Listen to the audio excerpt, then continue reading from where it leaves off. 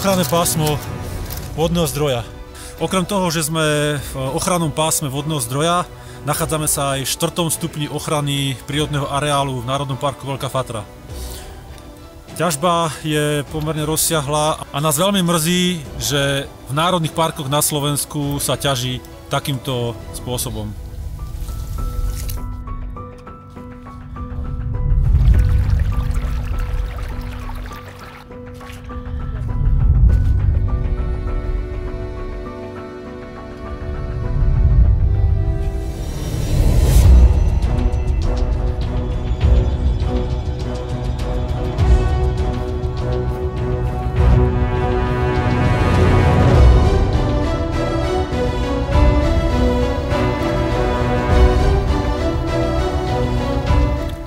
Stojíme pri bývalej nádhernej jedli v tomto nádhernom jedlovo-bukovom lese v Národnom parku Veľká Fatra v 4. stupni ochrany.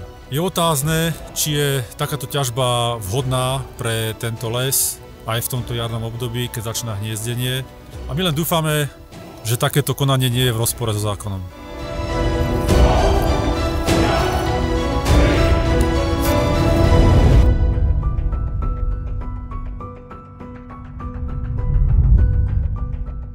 Pokračujeme ďalej chráneným územím a dostali sme sa k takýmto pekným ukážkam toho, ako sa stromy poškodzujú popri ťažbe.